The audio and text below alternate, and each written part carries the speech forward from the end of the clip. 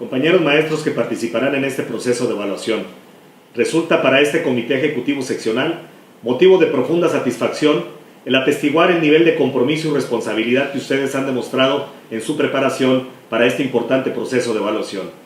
Estamos ciertos que lo abordarán con mucho éxito porque somos un gremio con conocimiento de nuestra tarea, siempre dispuestos a abonar por una educación de mayor calidad y pertinencia. En esta ocasión, hemos querido acompañarlos con estas notas básicas, que tienen la firme intención de dar orientación primordial sobre este proceso de evaluación. Este trabajo de asesoría ha sido minuciosamente analizado y construido por el grupo de expertos que conforman nuestro equipo de asesores de becas sección 38, maestros de sobrada capacidad y conocimiento sobre estos temas. Les deseo lo mejor en su proceso. En unidad, la sección 38 les acompaña.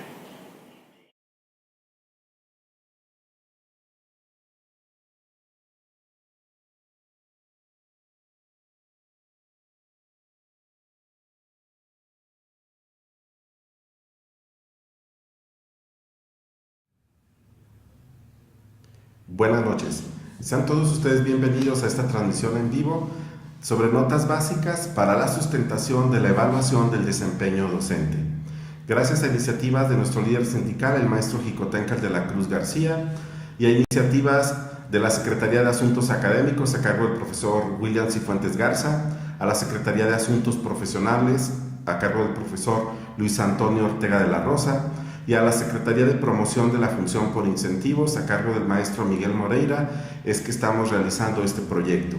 En este proyecto lo que buscamos es dar a todos los maestros que van a presentar la evaluación del servicio profesional docente algunas notas básicas sobre cómo construir su proyecto de enseñanza. En este caso vamos a abordar todo lo que se refiere a la planeación didáctica. Para este momento, ustedes docentes ya elaboraron el diagnóstico de su grupo y están diseñando la planeación que tienen que ejecutar para recabar las evidencias que van a subir a plataforma. Para realizar la planeación, primero que nada, tenemos que considerar cuáles son los propósitos de español de tercer grado. Los propósitos de español de tercer grado en educación primaria básicamente buscan que los alumnos inicien lo que es la reflexión sobre las características y las funciones de la lengua oral y escrita. Los propósitos de español en tercer grado de educación primaria es que los alumnos participen eficientemente en diversas situaciones de comunicación oral, lean comprensivamente diversos tipos de texto para satisfacer sus necesidades de información y conocimiento, participen en la producción original de diversos tipos de texto escrito. Reflexionen de manera consistente sobre las características, el funcionamiento y el uso del sistema de escritura, aspectos gráficos, ortográficos, de puntuación y morfosintácticos. Conozcan y valoren la diversidad lingüística y cultural de los pueblos de nuestro país. Identifiquen, analicen y disfruten textos de diversos géneros literarios. Los propósitos de español, en este caso la planeación que vamos a realizar el día de hoy, la vamos a ubicar en el tercer grado de educación primaria. Los propósitos es importante que nosotros los revisemos para que seleccionemos uno de ellos y es el que vamos a considerar dentro de nuestro proceso de planeación, sin perder de vista el enfoque del español. El enfoque de la asignatura lo debemos de tener presente a lo largo de todo el desarrollo de la secuencia didáctica para que las actividades que nosotros proponemos sean congruentes dentro de este enfoque. Es importante también que consideremos los estándares curriculares del español. Los estándares básicamente integran elementos que permiten a los estudiantes de educación primaria usar con eficacia el lenguaje como herramienta de comunicación para seguir aprendiendo. Los estándares curriculares se agrupan en 5 componentes. El primero de ello es el que se refiere a los procesos de lectura e interpretación de textos. El segundo estándar es producción de textos escritos. El tercero, producción de textos orales y participación en eventos comunicativos. El cuarto, conocimiento de las características, función y uso del lenguaje. Y el 5, actitudes hacia el lenguaje. Los estándares curriculares son los que van a permitirme a mí como maestro verificar si las producciones de mis alumnos están respondiendo a cada uno de estos estándares. Lo que tenemos que considerar además son las competencias comunicativas de la asignatura de español, entendiendo que una competencia comunicativa es la capacidad de una persona para comunicarse eficientemente, incluyendo el conocimiento del lenguaje y la habilidad para emplearlo. Las competencias comunicativas de la asignatura de español son 4. La primera de ellas es emplear el lenguaje para comunicarse y como instrumento para aprender. Aquí en el desarrollo de esta competencia se busca básicamente que a través del uso del lenguaje el alumno sea capaz de interpretar, de comprender y transformar el mundo. O sea, retomamos lo que viene siendo la comprensión lectora y de esta manera buscamos que el estudiante logre una comunicación eficaz y afectiva no solo en la escuela, sino también en su contexto social donde se desarrolla. Expresarse con claridad a la vez que va a respetar los diferentes puntos de vista de sus compañeros al brindar sus opiniones o bien las opiniones que da un escritor o un autor al momento que se lee el texto. La segunda competencia es identificar las propiedades del lenguaje en diversas situaciones comunicativas. Aquí es comprender el conocimiento de las características y el significado de los textos, trabajar con las diferentes modalidades de lectura, identificando cuál es el propósito del texto, y esto va a llevar al niño a que haga una construcción de significados, es decir, se apropia de la teoría y él la lleva a la práctica o a la aplicación al momento que ya interpretó un texto. Y esto va a permitir también que el niño ya sea capaz de producir sus propios textos escritos para el contexto donde se desenvuelve y los textos los puede trabajar con una diferente intencionalidad. La tercera competencia es analizar la información y emplear el lenguaje para la toma de decisiones.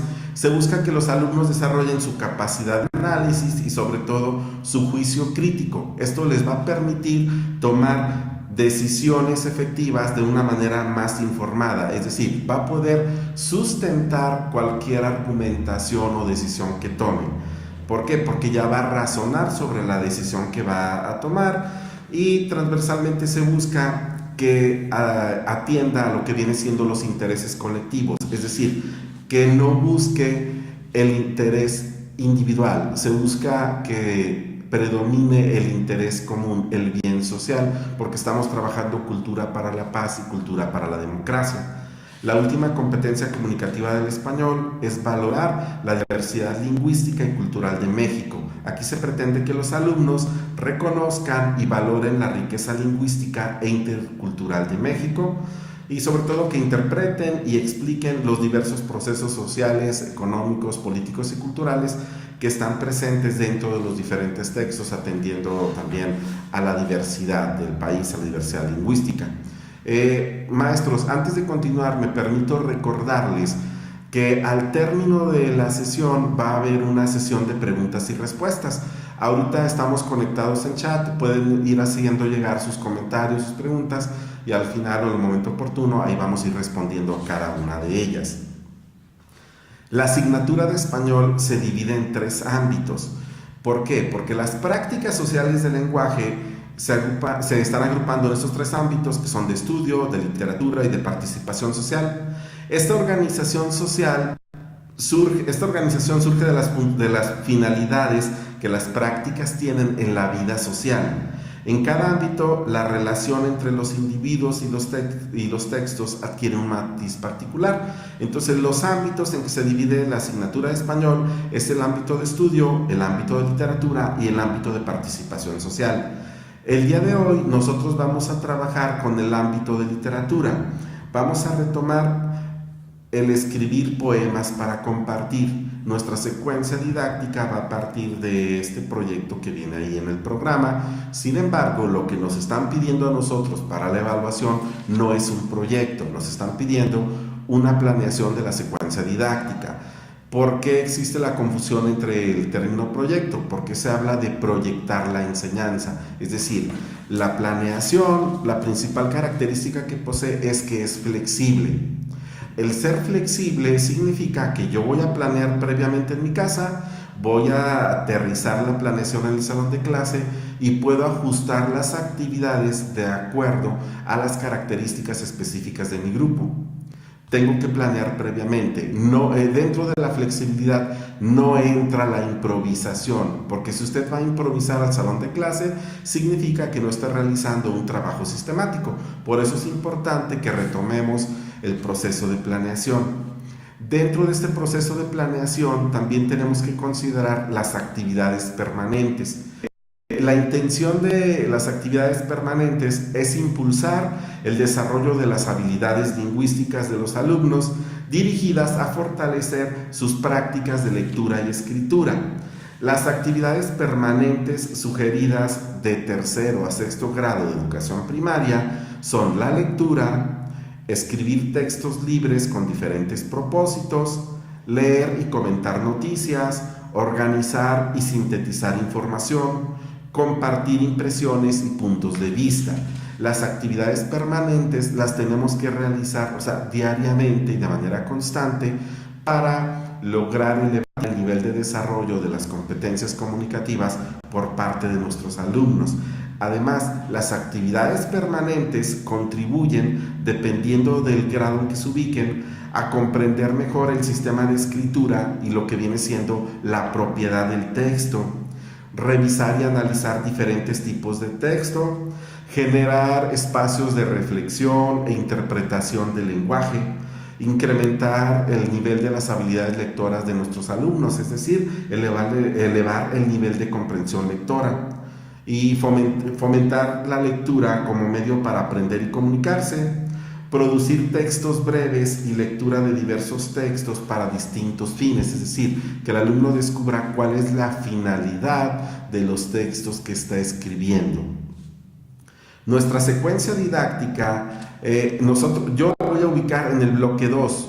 Ustedes, maestros que van a presentar examen, les recuerdo que la secuencia didáctica, la planeación que van a realizar, tiene que ser a partir de un aprendizaje esperado del bloque 1. En esta ocasión, yo voy a dar como ejemplo una planeación que he desarrollado a partir de un aprendizaje esperado del bloque 2. Está ubicado en la práctica social del lenguaje que vamos a trabajar es compartir poemas para expresar sentimientos. El tipo de texto que se abordará es un texto descriptivo. Las competencias que se favorecen son las 4 competencias. Emplear el lenguaje para comunicarse como un instrumento para aprender. Identificar las propiedades del lenguaje en diversas situaciones comunicativas. Analizar la información y emplearla para la toma de decisiones. Valorar la diversidad lingüística y cultural de México. El aprendizaje esperado que yo voy a trabajar aquí en esta tabla que les estamos mostrando en pantalla, vemos que aquí hay 4 aprendizajes esperados. El sistema de evaluación me pide que yo retome únicamente un aprendizaje esperado. En este caso yo estoy retomando el de identificar las características generales de un poema. Los temas de reflexión que se van a trabajar es la comprensión e interpretación, las propiedades y tipos de texto, los aspectos sintácticos y semánticos. Es importante que nosotros, cuando desarrollamos la planeación, estemos considerando en las producciones del alumno lo que viene aquí en esta tabla considerado como producciones para el desarrollo del proyecto. ¿Por qué? Porque mi programa de estudios ya me está diciendo qué tipo de productos debo obtener por parte del alumno al momento de que aborde este aprendizaje esperado. Muchas ocasiones nosotros planeamos ya en base a nuestra experiencia y nos olvidamos del programa, y a veces si me olvido del programa voy a descubrir que para el caso de la evaluación las producciones que yo tengo por parte de mis alumnos no son congruentes con ello. Entonces sí, por favor, considerar este aspecto de la tabla. Ahora sí, maestros, llegamos a lo que viene siendo la planeación. Me están pidiendo que elabore una planeación a partir de un aprendizaje esperado de 3 a 5 sesiones. Esto va a depender de la asignatura y del aprendizaje esperado que yo esté abordando. Entonces aquí tengo las actividades de inicio de la sesión 1 de mi planeación. Entonces yo tengo de un lado de mi tabla lo que viene siendo el desarrollo de la secuencia didáctica. Mi planeación debe de tener actividades de inicio, de desarrollo y de cierre. Del otro lado de la tabla tengo lo que se denomina producciones y apuntes para el desarrollo del proyecto, que aquí en este caso es para el desarrollo de esta secuencia didáctica. Aquí tengo nuevamente la caracterización de la asignatura. Es español, es de tercer grado, es del bloque 2, del ámbito de literatura. El aprendizaje esperado, identificar las características generales de un poema. Y yo descubro que aquí en las actividades de inicio pasan al frente a jugar al ahorcado en forma grupal, descubriendo la palabra poema. Es importante que empecemos ya directamente por el verbo. Olvidemos aquello de que el alumno realizará, el alumno elaborará, o sea, ya no queda, porque la planeación, si está en función del alumno, tiene que empezar ya directamente con el verbo, porque ahorita les recuerdo que estamos bajo el enfoque por competencias. La segunda actividad dentro de mis actividades de inicio es realizar una lluvia de ideas donde se cuestione al grupo sobre qué es un poema, qué poemas has escuchado o declamado, en qué ocasiones has visto que se lea un poema, para qué crees que se escriben, para qué se lee o se dice un poema. Y aquí, en estas actividades de inicio, yo ya consideré que las actividades permanentes ya las estoy abordando. ¿Por qué? Porque hay lectura por parte del niño, está organizando y sintetizando información y además comparte impresiones y puntos de vista cuando responde a las preguntas de la lluvia de ideas. Me voy a la parte del desarrollo de la sesión 1. Leer el título de un poema pegado en el pizarrón, La Madre Triste. En el pizarrón ya está pegado el título de La Madre Triste. A partir de este título, el alumno responde a los siguientes cuestionamientos. ¿De qué imaginan tratará el poema? ¿Por qué se ponen tristes las mamás? ¿Por qué te pones triste tú? Escucha la lectura del poema por parte del maestro. Dice, atendiendo al tono, volumen, ritmo y fluidez. Responde en forma oral. ¿Qué sentiste al escuchar el poema? ¿A qué te recordó? ¿Cómo suenan sus palabras? ¿A quién se lo leerías y por qué? Se mueven de lugar para formar equipos con personas con las que casi no conviven. Dan lectura a diferentes poemas de Gabriela Mistral. Retomamos Gabriela Mistral porque es la autora que viene en el libro de texto. Entonces ya aquí estoy integrando el libro de texto a mis actividades. Elaboran en equipo una lista sobre las características de los poemas. La intercambian con un compañero. Responde al cuestionamiento. ¿Los poemas se escriben igual que un cuento o una noticia? ¿Cómo se escribe un poema? Lee en el libro de texto, en la página 50, el poema Apegado a mí, de Gabriela Mistral. Identifica los versos y las estrofas. Subraya con el mismo color las palabras que riman. Vuelvo a mis anotaciones. Producciones para el desarrollo del proyecto. ¿Cuáles estoy abordando? Que son las que vienen en la tablita de donde se obtiene el proyecto. Son lectura en voz alta de poemas, discuten en grupos sobre los poemas, lista de las características de los poemas. ¿Qué tema de reflexión estoy abordando aquí? Abordo comprensión e interpretación de un texto y lo que son las propiedades y los tipos de texto, que en este caso estamos viendo el poema y las propiedades del lenguaje figurado. Mis actividades de cierre en equipos. Identifiquen en el poema que leyeron la cantidad de versos y estrofas que posee. Subrayen con el mismo color las parejas de palabras que riman. Intercambian su trabajo con otro equipo y lo socializan en el grupo. La tarea que se les encarga a los niños para el día siguiente es investigar la biografía de Gabriela Mistral. Aquí no puse las anotaciones, pero vemos que se está abordando los mismos temas de reflexión y existen las mismas producciones para el desarrollo del proyecto.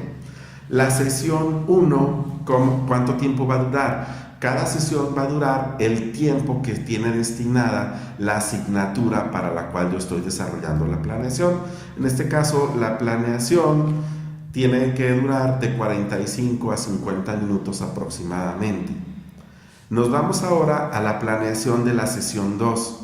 En la sesión 2, las actividades de inicio con las que yo voy a trabajar es pegar una lista de palabras en el pizarrón, pasar a escribir frente a cada palabra una con la que rime, subrayar con rojo las palabras que riman, escribir en el pizarrón en forma grupal con ayuda del docente un pequeño poema donde se utilicen todas las palabras. En mis notas y apuntes yo tengo como actividades permanentes que abordé en este momento, tengo la lectura, la organizar y sintetizar información, compartir impresiones y puntos de vista. Y la sugerencia que nos brinda el mismo programa es que las actividades permanentes las hagamos al iniciar la sesión de trabajo. Nos vamos ahora al desarrollo. En el desarrollo, las actividades pasan al frente a socializar en el grupo algunos datos consultados sobre la vida de Gabriela Mistral. Les recuerdo que la tarea que yo había encargado era investigar la biografía o datos biográficos de Gabriela Mistral. Seleccionar una poesía de Gabriela Mistral, la que más sea de tu agrado. Aquí yo como profe ya tenía varias poesías de Gabriela Mistral y además en el libro de texto me está ofreciendo varios ejemplos de ellas. Cópiala en el cuaderno, lee en voz alta, jugando con tus tonos de voz, entonación y modulación, integrando algunos ademanes. Pasa al frente y declama el poema ante tus compañeros integrando ademanes. Socializa por qué elegiste ese poema, por qué te gustó, qué te agradó de él. En mis notas yo tengo que las producciones para el desarrollo del proyecto que estoy trabajando aquí es la lectura en voz alta de poemas, discuten en grupos sobre los poemas, la recopilación de poemas y los temas de reflexión abordados es comprensión e interpretación, propiedades y tipos de texto. Y esto yo no lo estoy inventando, o sea, ¿de dónde lo saqué? Del mismo programa de estudios. De mi sesión. Subraya con un color las palabras que riman del poema. Vuelve a escribir sustituyendo las palabras subrayadas por otras que también rimen. Lee el poema en voz alta y revisa que no se haya perdido la rima. Intercambia tu poema con algún compañero y comenten sobre el mismo. ¿Qué les gustó? ¿Qué no les gustó? ¿Se respetó la rima o no? Temas de reflexión que abordo aquí en el cierre es la comprensión e interpretación, propiedades y tipos de textos, aspectos sintácticos y semánticos. Ahora sí, nos vamos a la planeación de mi sesión 3, que es la última sesión de trabajo. Desarrollo la secuencia didáctica. Aquí en mis actividades de inicio se organiza el grupo en equipos, se juega al poema de jeroglíficos. A cada equipo se le entrega un poema corto, lo leen y comentan. Escriben el poema en una cartulina cambiando todas las palabras posibles por dibujos y así transformamos un poema en jeroglíficos. Pegan la cartulina en la pared y los otros equipos pasarán a leer y declamar el poema. Las actividades permanentes que abordo aquí son la lectura, organizar y sintetizar información, compartir impresiones y puntos de vista. Y los temas de reflexión, comprensión e interpretación, propiedades y tipos de textos. Desarrollo. Responde al cuestionamiento: ¿qué es el sentido figurado? ¿Qué es el sentido literal? Leen en silencio en la página 52 de su libro de texto el concepto de sentido literal y sentido figurado. ¿Dónde han leído cosas en sentido literal y en sentido figurado? ¿En qué radica la diferencia? Lee en voz alta Sonatina de Rubén Darío. Comenta con los compañeros: ¿una princesa tiene boca de fresa? ¿Cómo crees que sea una boca que ha perdido la risa? ¿Que ha perdido el color? ¿Por qué crees que el autor dice eso en su poema? ¿Podría decirlo de otra manera? ¿Cómo? Elabora una tabla donde anotes en la primera columna 5 frases del poema que aparezcan en sentido figurado. Y en la segunda columna escribe su significado en sentido literal. Socializa su trabajo en el grupo. Las actividades que yo trabajé el día de hoy, en cuanto a las producciones que me plantea el proyecto, fueron lectura en voz alta de poemas, discuten en grupo sobre los poemas, lista de las características de los poemas, y los temas de reflexión que abordé son comprensión e interpretación, propiedades y tipos de textos. Para el cierre, escribe una lista con 5 objetos que se encuentren en tu salón. Descríbelos en sentido figurado. Lee tus descripciones y que tus compañeros adivinen de qué objeto se trata. Escribe un pequeño poema utilizando tus descripciones en sentido figurado. Regala tu poema a un compañero del grupo. Socializar en el grupo los poemas creados. En mis notas yo tengo que los temas de reflexión que abordé fueron nuevamente comprensión e interpretación, propiedades y tipos de textos, aspectos sintácticos y semánticos. Y ojo maestros, aquí tengo producto final. El producto final es tarjeta con un poema para un familiar o amigo, que aquí fue que el niño escribe regala tu poema a un compañero del grupo. Entonces aquí ya lo trabajas en una tarjeta. ¿Por qué? Porque este producto final viene dentro de la estructura del proyecto. Entonces para mí como profe, esta es una evidencia significativa que me puede servir para subir a plataforma. ¿Por qué? Porque aquí se resume toda la construcción del niño y voy a descubrir si realmente puede crear un poema, si afianzó lo que viene siendo la rima, lo que viene siendo el verso, si logró identificar en lo que fue el lenguaje figurado y es el que lo logró trasladar al poema. Entonces, maestros, yo aquí estoy haciendo trampa con ustedes. ¿Por qué? Porque les estoy dando a conocer la planeación. Sin embargo, yo no les di a conocer a ustedes cuál fue el diagnóstico de mi grupo. ¿A qué viene esto? A que ustedes, cuando van a elaborar la planeación, ya debieron haber revisado el diagnóstico del grupo. Y la planeación debe tener funcionalidad en cuanto al tipo de alumno que posees en el salón de clase y a las características que mencionaste en el diagnóstico del grupo. Entonces ahora nos vamos a ir a lo que viene siendo la autoevaluación de la planeación. La autoevaluación de la planeación es dar algunos tips para que tú como maestro seas capaz de autorrevisarte tu planeación y de esta manera cuando la subas a plataforma recibas una buena nota porque la planeación es congruente con el contexto de tu grupo, con la información que ya dio tu director acerca de las características generales de la escuela y además lo que tú aportaste del grupo que ya subiste en la plataforma, en la misma página de CEP, incluso cuando llenas el diagnóstico del grupo en lo que se refiere aquí a los aspectos de lectura. Vamos a revisar congruencia. ¿A qué me refiero con congruencia? El programa en la página 47 me dice que debe existir congruencia entre el diagnóstico elaborado, las actividades que yo propongo en mi plan de clase y las producciones para el desarrollo del proyecto que me brinda el programa de estudios. Entonces es importante que no perdamos de vista que cuando yo estoy planeando, ya estoy pensando y diseñando cada una de las actividades en función de las características de mi grupo. Ahora sí, nos vamos a ir a lo que fue el diagnóstico de mi grupo a partir del cual yo elaboré la planeación. Primero que nada, les recuerdo que ¿qué es un diagnóstico? El diagnóstico es aquel que me va a ayudar a determinar mediante el análisis de datos e información qué es lo que está pasando, o sea, qué pasa en mi grupo y cómo podría arreglarlo, cómo podría solucionarlo o qué características tiene mi grupo y cómo voy a potencializar las áreas de oportunidad que tienen para irlas transformando en capacidad. Revisar el diagnóstico de mi grupo y verificar que las actividades que yo he planeado respondan a las características que ahí he descrito en forma objetiva.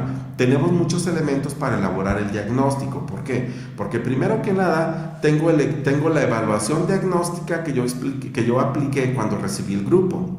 Tengo además las evaluaciones estandarizadas que le aplicaron a este grupo en el ciclo anterior.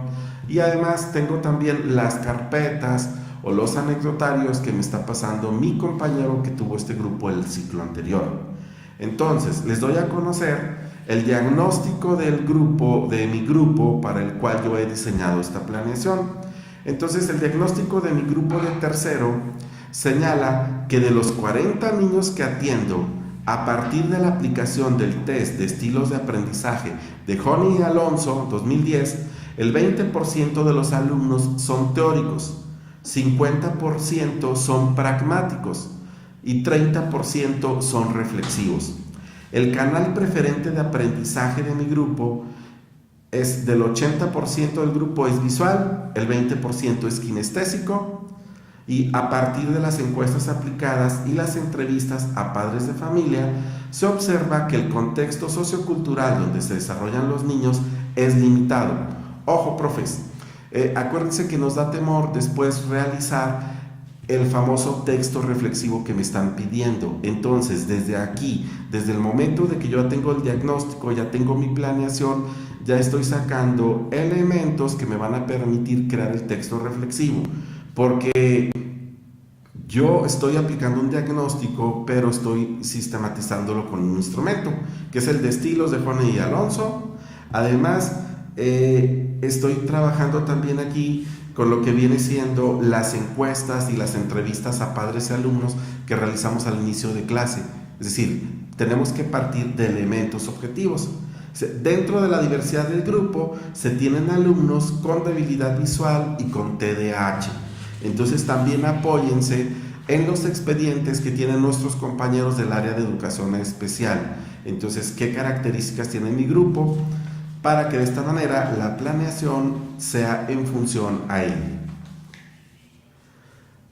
Las actividades planeadas buscan responder a los estilos de aprendizaje presentes en mi aula. Y usted me va a decir, ¿en qué momento consideró esos estilos? Bueno, se lo explico de la siguiente manera con la tabla que aparece a continuación. Mi diagnóstico me arroja que yo tengo 50% de mi grupo en el estilo pragmático. El estilo pragmático es experimentador, es práctico, es realista, se aprende haciendo, busca ideas y las pone en práctica inmediatamente. ¿Cómo aprenden los niños del estilo pragmático? Dice, aprenden imitando modelos, elaborando planes de acción con indicaciones prácticas. Y esto no lo inventé yo, esto es un test de Honey y Mumford de 1992. Entonces, para los niños de estilo pragmático que aprenden haciendo, si revisamos mi planeación, les comento que yo doy ejemplos, doy indicación y además estamos creando, es decir, estamos experimentando, estamos cuestionando y estamos retroalimentando. Los niños están creando su propio texto, es decir, están aprendiendo haciendo. Tengo 30% de alumnos reflexivos. Los niños reflexivos, la característica que me da Honey y Mumford es que anteponen la reflexión a la acción, o sea, son niños que piensan antes de actuar. Observan con detenimiento las distintas experiencias, son niños receptivos y analíticos. ¿Cómo aprenden? Investigando, escuchando y observando al grupo mientras trabajan. Entonces revisamos, ya investigamos nosotros, yo pedí como tarea investigar biografía de Gabriela Mistral. Les di un poema y les pedí que revisaran e identificaran las palabras que riman. Vimos las estrofas y vimos los versos. Entonces están reflexionando, están observando, están comparando y están participando en los cuestionamientos y en las lluvias de ideas. Tengo 20% de alumnos teóricos. Los teóricos buscan racionalidad y objetividad. Son lógicos, objetivos, críticos y tienen un pensamiento más estructurado. ¿Cómo aprenden? Participando en temas abiertos, en sesiones de preguntas y respuestas.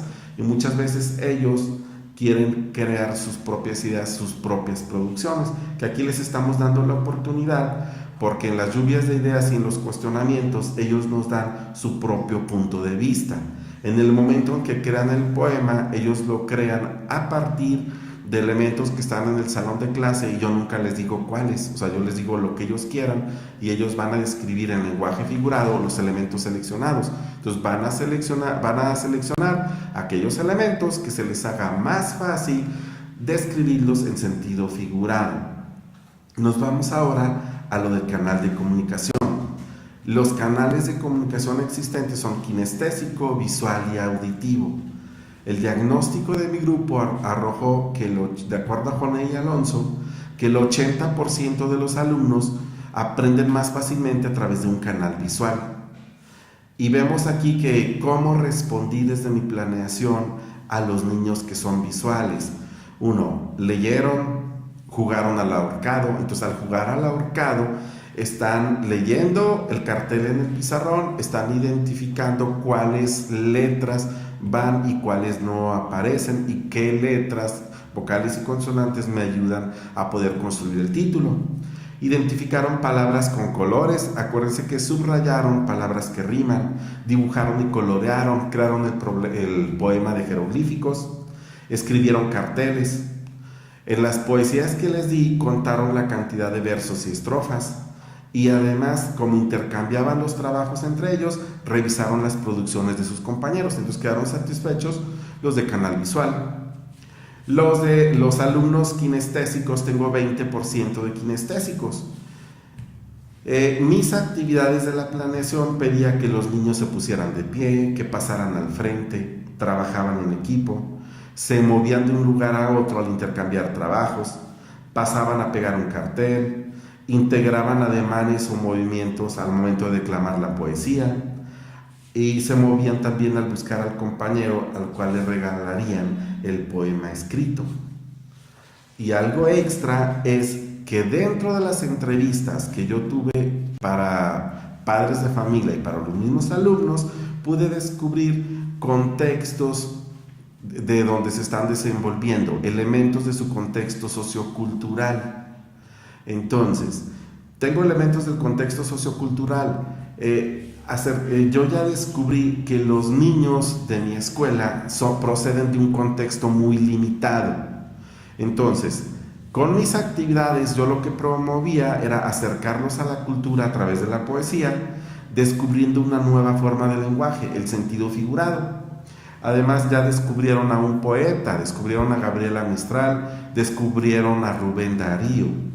Se eleva el desarrollo de sus habilidades sociales al interactuar y compartir experiencias con sus compañeros.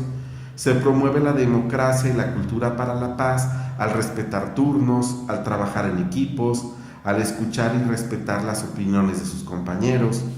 Se fortalecen las relaciones maestro-alumno y alumno-alumno. ¿Por qué? Porque yo como profe también me ponía a leer mi poema usando ademanes, usando entonación, volumen, la dicción, y de esta manera, como yo como profe ya lo hice, a ellos ya no les daba pena pasar a realizar la misma actividad.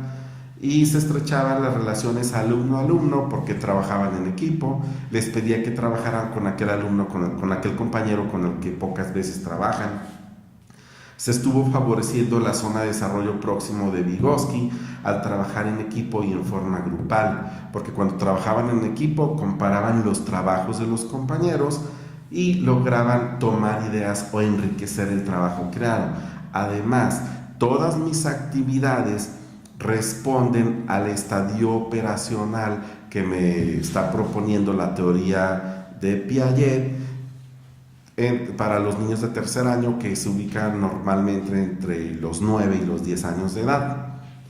Algo que me arrojó también mi diagnóstico, gracias al apoyo de mi equipo de educación especial, es que me lograron identificar varios niños dentro de mi salón de clase con TDAH, aunque ahorita ya los profes somos expertos y diagnosticamos con TDAH a todos nuestros alumnos.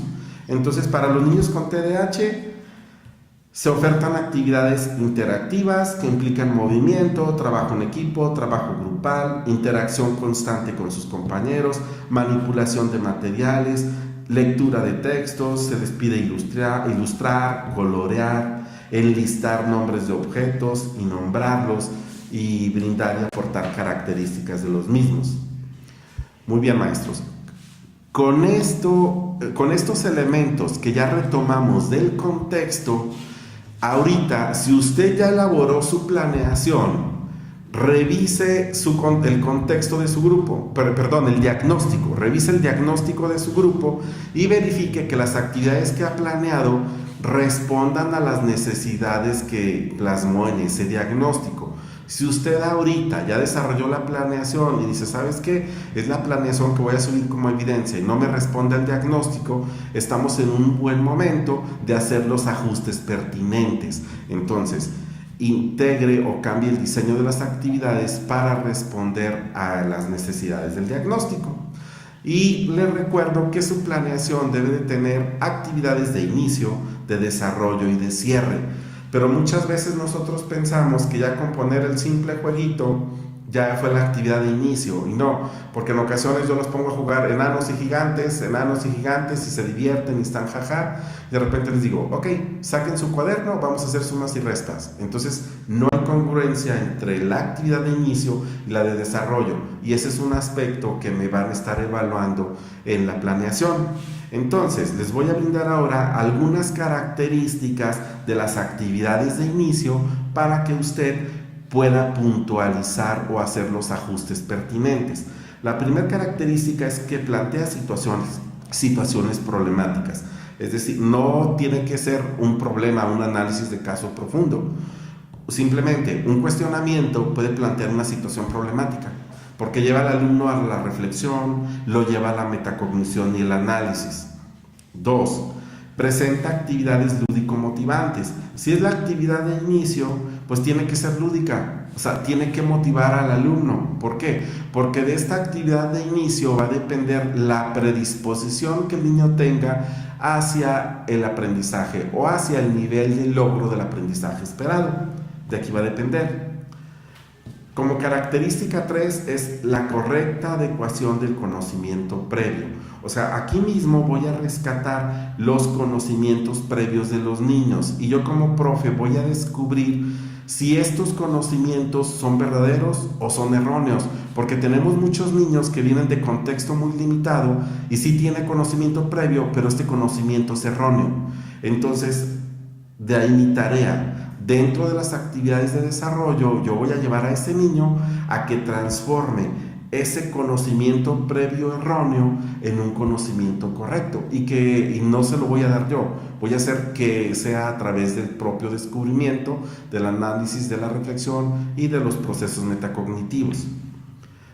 Característica 5. Brinda la pauta a seguir en el desarrollo del resto de la sesión, lo que comentaba en un inicio. Todo lo que hice ahorita en la actividad de inicio tiene que ser congruente con lo que sigue en la actividad, en la etapa de desarrollo. Muy bien, nos vamos ahora a la etapa de desarrollo de la sesión. Entonces, ¿cuáles son las características de las actividades de desarrollo? Tenemos 5 características básicas.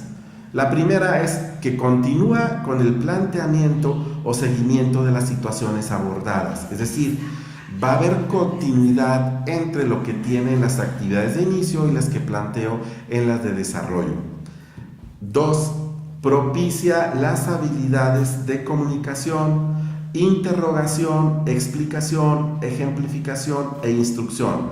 Acuérdense, maestros, que en el enfoque por competencias, mi planeación tiene que partir por un verbo, iniciamos por un verbo. Si a mí se me cierra el mundo, yo los invito a que revisen la taxonomía de Bloom o la taxonomía de Marzano. Ahí está clasificando los verbos de bajo dominio y de alto dominio. Entonces ahí podemos utilizar esos verbos y verificar qué tipo de habilidad están desarrollando, dependiendo de lo que yo quiera, del producto que quiera crear con los alumnos. Característica 3.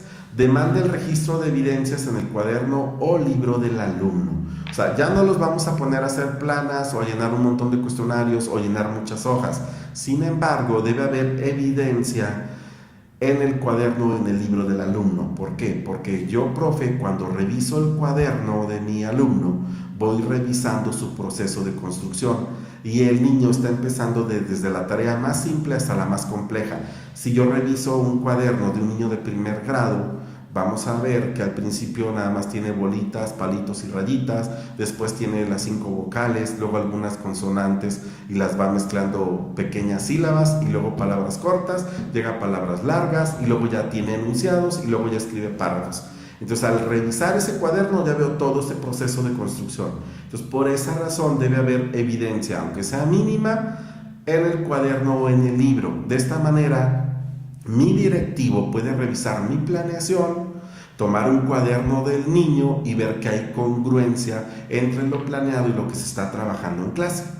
Característica número 4. Compara o confronta a partir de ejercicios dirigidos o autónomos con un grado de dificultad variado. Las actividades que estamos haciendo con los niños, yo como profe estoy dando las diferentes consignas, los niños están trabajando, están construyendo en forma individual o en equipo.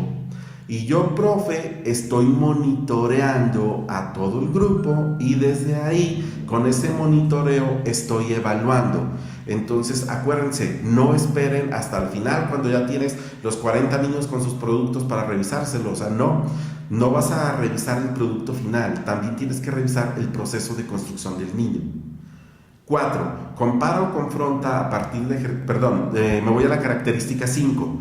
Manifiesta el cierre de este momento y se percibe la evolución del nivel de complejidad. ¿Cómo se va a percibir? Porque en las actividades de inicio fueron actividades introductorias que centraron la atención, que motivaron y que rescataron elementos previos. Y aquí en las actividades de desarrollo ya hay una evolución. Ya retomé la anterior y ya hay construcción por parte del niño, ya hay información científica, incluso ya consultamos, ya leímos en el libro, ya confrontamos, ya comparamos, ya cuestionamos, o sea, ya hubo reflexión, ya hubo un proceso metacognitivo constante. Ahora sí, me voy por último a lo que viene siendo las actividades de cierre. En las actividades de cierre, la primera característica es la ejercitación y aplicación de los aprendizajes esperados se hace evidente en situaciones precisas y prácticas en la realidad del alumno. Ojo, maestros, como actividad de cierre muchas veces cometemos el error de que es un examen, una evaluación, y no necesariamente. Puede ser continuación de la actividad de desarrollo, pero ahí yo ya voy a verificar que el niño logre el aprendizaje esperado, que ya haya construcción propia, que trabaje de manera autónoma. Y descubro cuál es el niño que tiene dificultad y ahí lo voy a apoyar. Característica 2. Se manifiesta en forma clara la consecución del aprendizaje esperado. Yo como profe ya me doy cuenta que el niño ya aprendió. Aquí en este caso, que ya logró identificar la tipología de textos, que ya sabe que un poema se escribe diferente a lo que viene siendo una canción, un resumen, una nota periodística, etc. Ya es capaz de que si le doy un poema, él me logra identificar cuál es el verso, cuál es la estrofa, identifica las palabras que riman. Entonces, si mi alumno ya está logrando esto, significa que ya hay una consecución del aprendizaje esperado. Ya puedo hablar de un nivel de logro. Característica 3. Se comprueba que el aprendizaje previo ha sido reestructurado. Si yo tenía un alumno que traía un aprendizaje previo erróneo, aquí yo ya veo que ya se reestructuró, que ya lo ha cambiado. 4. Presenta en una sola idea la evolución del inicio al desarrollo y la conclusión. O sea, se logra ver el cambio que hay entre las actividades de inicio, las de desarrollo y las de cierre, tanto en las producciones del niño como en las precisiones que él hace de manera oral. Cuando hacemos las lluvias de ideas o los cuestionamientos, yo a partir de las respuestas que me está brindando el niño, ya me doy cuenta si sí está aprendiendo, si sí estoy logrando el aprendizaje esperado, si sí hubo un cambio de cómo empezamos la actividad de inicio, ahora cómo vamos en el cierre. Característica 5. Se observa un avance en el desarrollo de la competencia o el logro de la misma, que es de lo que estábamos hablando. Ya hay un avance en el nivel de logro, ya se logró el aprendizaje esperado. Si ya lo logré, o sea, qué bien, ya ahí me quedo. Si descubro que tengo niños que se me quedaron rezagados y no lo lograron, aquí entra el principio flexible de la reflexión, de la planeación. Aunque yo tenía 3 sesiones planeadas, la necesidad de mi grupo me hace planear nuevamente otra sesión con el mismo aprendizaje esperado, precisamente para replantear los niveles o elevar los niveles de logro. Ahora nos vamos a algo muy importante, o sea, que viene siendo la evaluación. Si ya revisamos mi planeación, yo aquí en ningún momento les hablé de instrumentos de evaluación y nunca les dije que estaba evaluando. Sin embargo, hubo varios productos de los niños. Entonces, la evaluación, ¿qué es primero la evaluación? Dice, la evaluación me va a permitir establecer una estrategia que permita averiguar qué saben los estudiantes con respecto a lo que se espera que aprendan, realizando un registro de los resultados de manera que se puedan comparar al final de la secuencia didáctica con lo que se logró aprender, considerando la evaluación diagnóstica, formativa y sumativa. Tristemente, a veces nosotros maestros, por el tiempo, por el exceso de trabajo o por la cantidad enorme de alumnos que tenemos en nuestras aulas, a veces hacemos evaluación a ojo de buen cubero. Es decir, no hacemos un proceso sistemático, no tenemos realmente un instrumento objetivo con el cual voy a estar evaluando. Y a veces bajamos rúbricas de internet y las rúbricas o no son confiables. O sea, yo sí puedo bajar rúbricas, pero no es válido que la apliquemos tal cual. Hay que hacer adecuaciones de acuerdo a las características de mi grupo. Y además, nosotros tenemos que explorar en la plataforma de la Secretaría de Educación Pública y ahí tenemos lo que viene siendo materiales de trabajo, rúbricas y formatos de registro. Tenemos específicos para cálculo mental, para lectura de comprensión, para la lectura en voz alta, y además tenemos lo que viene siendo el diagnóstico que me está pidiendo la página de la SEP.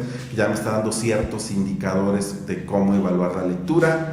Y además cuando entramos al CISAT, ahí en el CISAT tenemos un gran número de instrumentos de evaluación. Entonces nosotros maestros, si esta va a ser la planeación y los productos del alumno que vamos a subir al sistema para nuestra evaluación de permanencia, entonces tenemos que aplicar una evaluación que sea un instrumento de evaluación que sea objetivo y concreto. Yo les sugiero que bajen de la página de la SEP aquellos instrumentos que les permitan evaluar los productos de sus alumnos, y de esta manera tendremos un proceso de evaluación más confiable, más real y sobre todo más científico. Hasta aquí terminamos lo que viene siendo el proceso de planeación.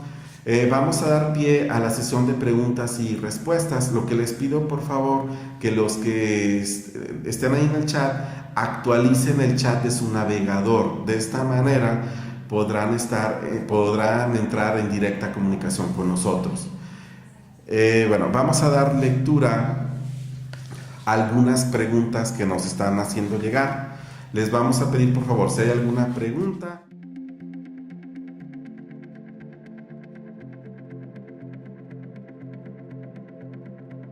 A las 8 de la noche y por este mismo canal vamos a estar trabajando lo que es cómo elaborar el texto reflexivo.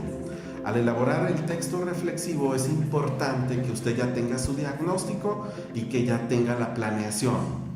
Si atiende a las características que dimos durante esta sesión de trabajo, de esta manera ya está garantizado que su texto reflexivo va a salir correcto y se le va a hacer muy fácil elaborarlo, porque realmente si nosotros hacemos nuestra planeación utilizando esta herramienta que es nuestro programa, que ya está un poco maltratadito porque sí ha sido usado muchas veces. Si hacemos la planeación a partir del uso y manejo del programa de estudios, entonces no vamos a tener ninguna dificultad, porque ya está más fundamentada. Okay. Aquí tenemos una pregunta. que si este mismo proceso se aplica a un maestro que es de tecnología, o sea, claro que sí, este mismo proceso se aplica para cualquier asignatura y para cualquier área. Lo único que varía es que usted, dependiendo de la asignatura, puede trabajar en 3 sesiones o bien puede trabajar en 5 sesiones dependiendo de sus necesidades y sobre todo de las necesidades de su grupo. Pero es el mismo proceso, es la secuencia didáctica y cada secuencia didáctica es de 3 a 5 sesiones con actividades de inicio, desarrollo y de cierre, teniendo cuidado de que lo que ha planeado responda al diagnóstico de su grupo para buscar congruencia. Aquí tenemos otra pregunta, dice, ¿debo considerar los tiempos en mi planeación didáctica? Sí, les recuerdo que desde el programa me dicen cuánto tiempo está destinado para cada asignatura y son alrededor de 45 a 50 minutos. Entonces tenemos que tener actividades que sean sencillas, concisas y prácticas y sobre todo que me permitan ir rescatando productos y evidencias del trabajo de los niños, porque les recuerdo que necesitamos rescatar los productos que vamos a subir como evidencia a plataforma. Entonces el producto, no voy a subir todos los trabajos, voy a subir aquellos que den una evidencia clara y precisa del logro del aprendizaje, del nivel de logro del aprendizaje esperado.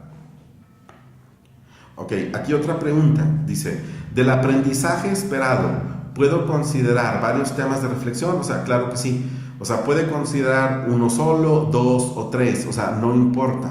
Porque un aprendizaje esperado a veces responde a todos. O es, por ejemplo, las competencias comunicativas. O sea, a veces me dicen, bueno, tiene que ser una competencia o tienen que ser las 4. Les recuerdo que las actividades que planeamos a veces responde de manera directa a una competencia. Sin embargo, todo lo que hacemos está respondiendo a todas las competencias. Entonces aquí el aprendizaje esperado puede considerar varios temas de reflexión. ¿Qué instrumentos puedo utilizar para evaluar? Ok, puede utilizar los instrumentos que usted guste. Lo único que se pide es que se realice un proceso sistemático de la evaluación. La sugerencia que damos es que utilice los instrumentos que aparecen en el CISAT y todos los instrumentos y elementos para evaluación que aparecen en la página de la Secretaría de Educación Pública. De esta manera nosotros a nuestros evaluadores damos una mayor imagen de que sí manejamos programa, sí manejamos todos los elementos didácticos, pedagógicos y bibliográficos que nos están brindando nuestras autoridades educativas. Tenemos una última pregunta. A partir de mañana ok, sí. Ok, toda la transmisión que realizamos el día de hoy, a partir del día de mañana queda grabado el video en la página de vocente38.org. Bueno, maestros, muchas gracias por su atención. Con esta actividad cerramos el día de hoy de nuestra transmisión. Los invitamos el próximo viernes a las 8 de la noche a que sintonicen este canal porque vamos a elaborar el texto reflexivo. Igual, inviten a sus compañeros que van a ser evaluados y díganles que aquí vamos a dar notas sobre cómo elaborar el texto reflexivo. Y también inviten a aquellos compañeros que no van a ser evaluados para que conozcan cómo es el proceso, porque finalmente son actividades que tenemos que ir integrando a nuestra práctica diaria. Gracias por su atención y con esto cerramos nuestra primera transmisión en vivo de notas básicas para la sustentación de la evaluación del desempeño docente. Gracias por su atención.